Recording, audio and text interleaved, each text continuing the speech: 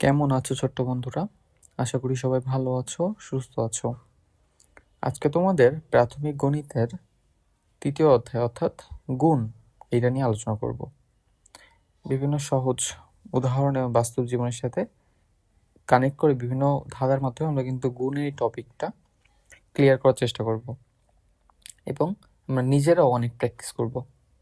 So চলো দেরি না করে আমাদের ক্লাসটা শুরু করা যাক। আমি আছি লিখন, তোমাদের গণিত ইনস্ট্রাক্টর হিসেবে। সো প্রথমে আমরা জেনে নেই গুণের মূল ধারণাটা কি, বা গুণ আসলে কেন করতে হয়। সো ধরো তোমার কাছে 5টা আপেল আছে, তোমরা 5জন বন্ধু। সো 5জনের কাছে 5টা করে আপেল আছে। তোমাকে যদি বলা হয় যে তোমাদের কাছে কতগুলো আপেল আছে, তুমি কি করবে? তোমার কাছে 5টা আছে, তোমার বন্ধুর কাছে 5টা আছে, সো এরকম 5জনের কাছ থেকে 5টা যোগ করবা। চিন্তা করো, তুমি যখন 5+5 করছো 10 হচ্ছে, তারপরে আবার 5 যোগ করছো 15 হচ্ছে, তারপরে আবার 5 যুক্ত করছো 20 হচ্ছে, তারপরে আবার 5 যুক্ত করছো 25 হচ্ছে। সো এটা কিন্তু একটা লং প্রসেস বা একটা বড় প্রসেস, তাই না? এই জায়গাটা তুমি যদি এভাবে চিন্তা করো যে আমার কাছে 5টা আপেল আছে, এরকম আরো 5জন আছে, তাহলে 5-এর সাথে যদি 5 গুণ করো তাহলে কিন্তু আমাদের 25 একবারে বের হয়ে যাচ্ছে। তাহলে এই যে বারবার আমরা যোগ করছি, এটা কিন্তু আর করা লাগছে না। তাহলে যোগ থেকে সহজে হিসাব করার জাদুর নাম কি? গুণ। এই তো ধরতে পেরেছ। চলো এর পরবর্তীতে আমাদের গুণের যে কনসেপ্টটা বা গুণের মূলত আমরা কিন্তু বিয়োগের 3টা অংশ জেনেছি, এরকম গুণেরও 3টা অংশ আছে। গুণের 3টা অংশগুলো কি কি? গুণ্য, গুণক, গুণফল। সো এটাকে ইংরেজিতে কি বলে? মাল্টিপ্লিক্যান্ট। এটা কিন্তু সিলেবালে ভাগ করে করে পড়তে পারি যদি কোনো কঠিন বানান আমরা দেখি। মাল্টিপ্লিক্যান্ট, তারপরে মাল্টিপ্লায়ার। এটুকু চিন্তা করি, মাল্টিপ্লায়ার খুব ইজি। তারপরে গুণফল বা প্রোডাক্ট। তাহলে গুণ্য, গুণক, গুণফল। সো গুণ্যটা কি? যে সংখ্যাটিকে গুণ করা হয় তাই গুণ্য বলে।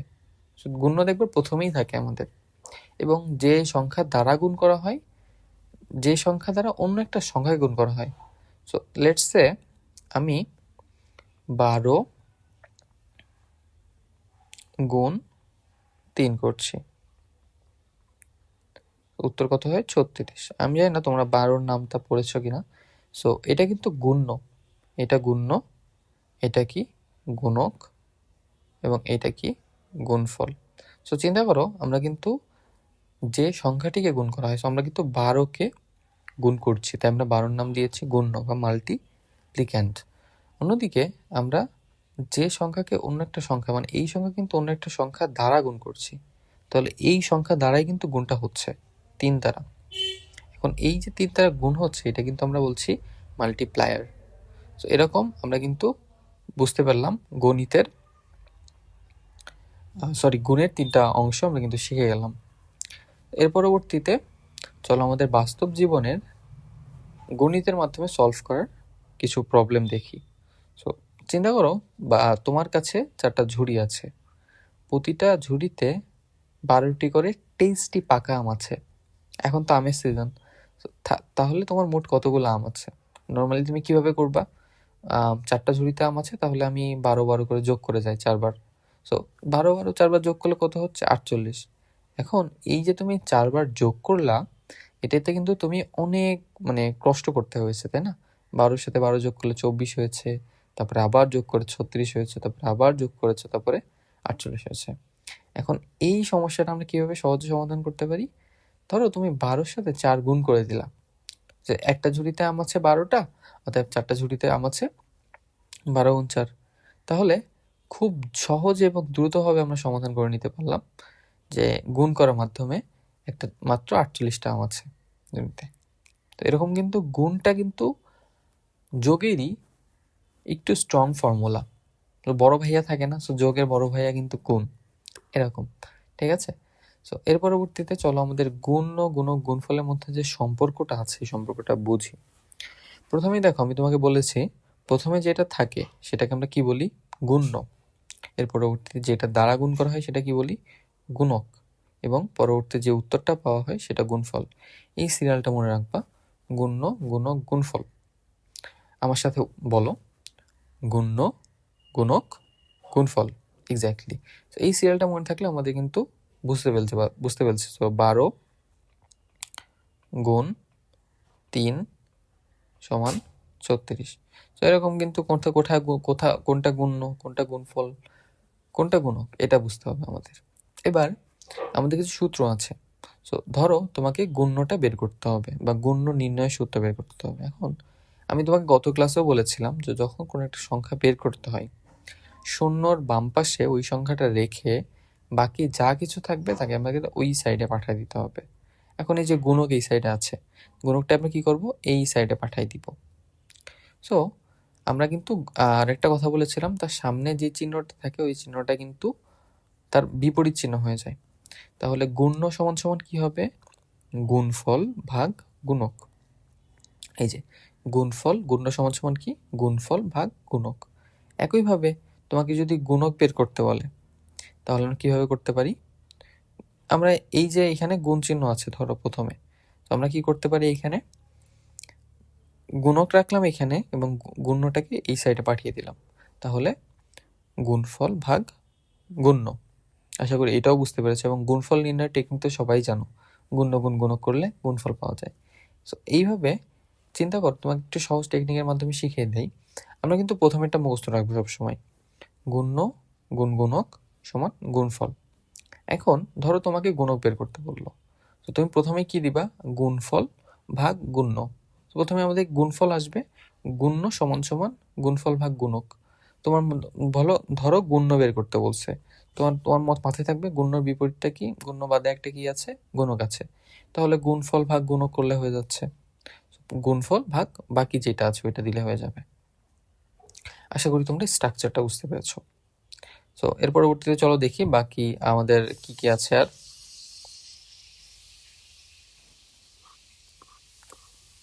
এবার আমাদের কিন্তু শূন্য যুক্ত গুণের জাদুঘর ট্রিক্স আমরা শিখবো। শূন্য যুক্ত গুণের জাদুঘর ট্রিক্সটা কেমন, আমাদের কোনো গুণে যদি শূন্য থাকে তাহলে বুঝবো আমাদের গুণটা অনেকটা সহজ হয়ে গিয়েছে। কিভাবে, আমাদের কিন্তু যে শূন্যটা থাকে ওই শূন্যটা বাদে আমরা গুণ করতে পারি, এবং গুণ করে যে উত্তর হওয়ার পরে তো শূন্যটা বসিয়ে দিলে হয়ে যায়। ধরো তোমাকে 45 গুণ 10 দিয়েছে, আমি এখানে তোমাকে ড্র করে দেখাচ্ছি। ধরো 45 গুণ 10 দেওয়া হলো। আমরা কি বললাম তোমাকে, শূন্য বাদে চিন্তা করব। তো 45 এবং শূন্য যেহেতু বাদ, তাহলে 1 আছে এখানে, 45 একে 45। এবার আমাদের যে শূন্যটা বাদ দিয়েছে, শূন্যটা বসিয়ে দিলেই কেল্লা ফতে। তাহলে আমাদের খুব সহজেই কিন্তু আমরা এটা করতে পারবো। শূন্যযুক্ত কোনো একটা গুণ করলে আমরা কিন্তু ঘাবড়িয়ে না যেয়ে আমাদের কিন্তু খুব সহজে হয়ে যাবে। কিভাবে, শূন্যটা বাদ দিয়ে গুণ করবে এবং পরবর্তী শূন্যটা বসিয়ে দিলে শেষ হয়ে যাবে। তো আশা করি শূন্যযুক্ত গুণের সহজ ট্রিক্স আমরা শিখতে পেরেছি। এখন আমরা গুণের কিছু টেকনিক আমরা দেখব। সো প্রথমে আমাদের কি করতে হবে, এককে ঘরের গুণ করতে হবে। এর পরবর্তীতে হাতে যদি কোনো সংখ্যা থাকে সেটা যোগ করতে হবে। এরপর দশকের গাছ করা শুরু করতে হবে। সর্বশেষ ধাপ কি, দুইটা যোগ করতে হবে। এটা কিন্তু দুইটা সংখ্যার গুণ। তো দুইটা সংখ্যার গুণটা কেমন, তো চলো একবার দেখি। সো ধরো তোমাকে 36 গুণ 24 করতে দেওয়া হলো। এখন 36 নিচে 36, 24 যোগের মতোই তুমি উপরে নিচে সুন্দরভাবে বসালা, এককের স্থানে একক বসালা, দশকের স্থানে দশক বসালা। এবার এই 4 সংখ্যা দিয়ে বা এই যে এককের ঘরে যে সংখ্যাটা আছে এটা দিয়ে এইটা এবং এইটা গুণ করতে হয়। তো 4 ছক কত, 24, মানে এই সংখ্যাটা গুণ 4 ছক 24-এর 4 বসাইলাম। হাতে কত থাকছে, 2, 3 4 12, 12 আর 2 14। এখন এইটা কিন্তু আমরা 36-কে গুণ করলাম 4 দ্বারা, গুণ করে আমরা এখানে বসালাম এইটুকে। তার পরবর্তীতে আমরা কিন্তু দশকের ঘর নিয়ে কাজ করব। তো যেহেতু দশকের ঘর, তাহলে কিন্তু আমাদের এখানে একটা শূন্য দিতে হবে। 10-এর ঘরে কয়টা শূন্য থাকে, একটা শূন্য থাকে, তাহলে আমি এখানে একটা শূন্য দিতে হবে। এর পরবর্তীতে 36-কে 2 দ্বারা গুণ করতে হবে। তো 6 দুগুণী 12, 2 হাতে আমার 1 থাকছে, 3 দুগুণী 6 আর 1 7।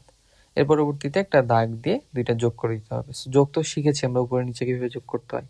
এভাবে কিন্তু খুব সহজে আমরা গুণের সমস্যাগুলো সমাধান করে ফেলতে পারবো।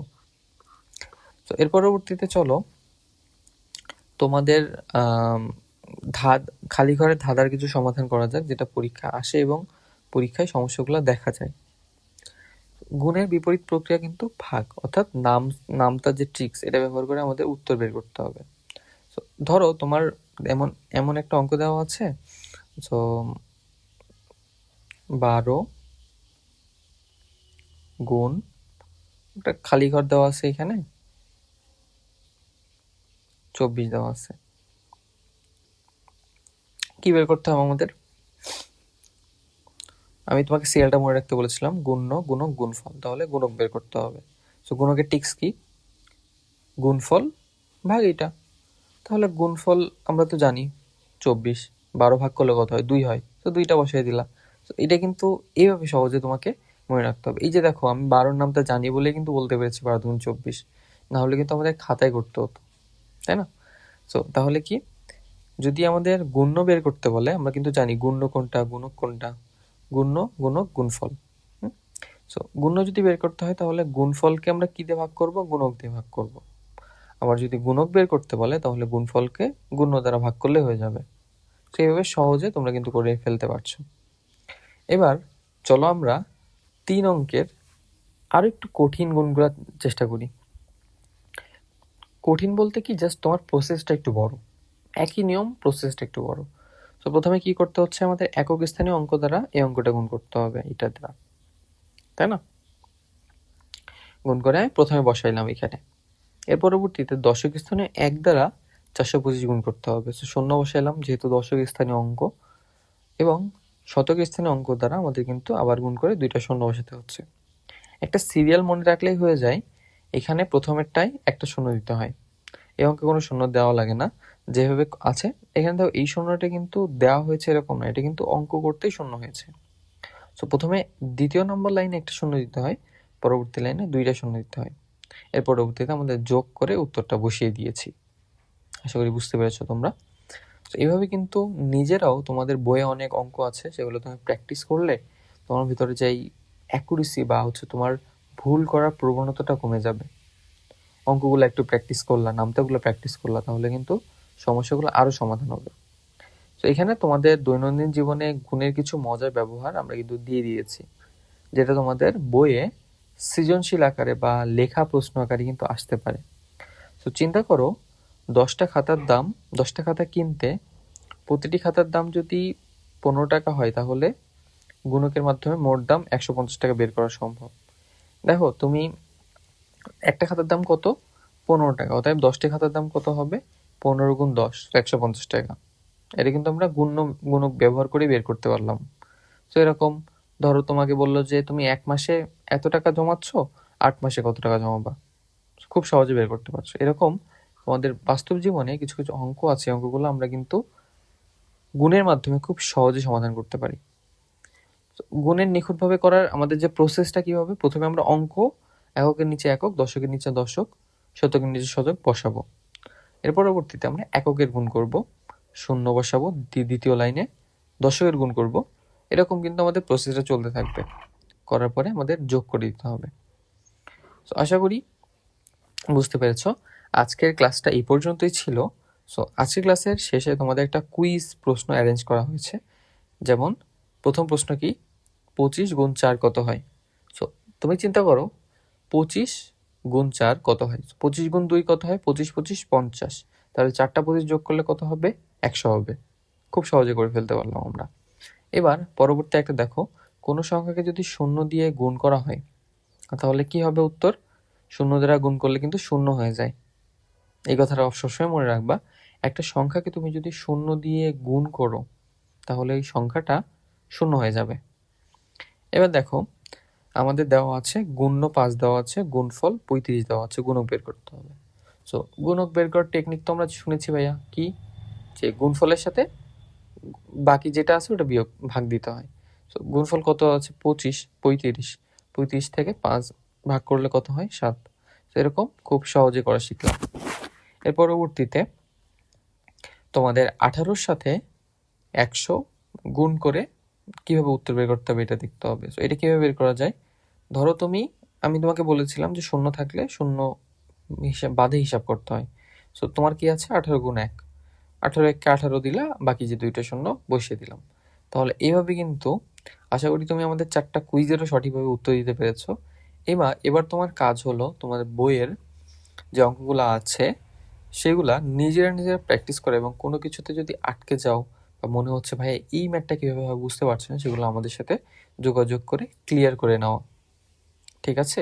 সো আজকের ক্লাসটা এই পর্যন্তই ছিল। তো আজকের ক্লাসটা সম্পূর্ণ করার জন্য সবাইকে ধন্যবাদ। আশা করি সবাই ক্লাসটা সুন্দরভাবে বুঝতে পেরেছো। তোমাদের বাড়ির কাজ দেখুন দিয়ে দিয়েছি, 3, 4 এবং 7 নং অঙ্কগুলো খাতায় সমাধান করবে, এবং আবার আগামী ক্লাসে যাচাই করা হবে তুমি বিষয়টা কতটা প্রপারলি করতে পেরেছো। সো সে পর্যন্ত সবাই ভালো থাকো, সুস্থ থাকো। পরবর্তী একটা ভিডিওতে তোমার সাথে আবার দেখা হচ্ছে আমার। ধন্যবাদ সবাইকে।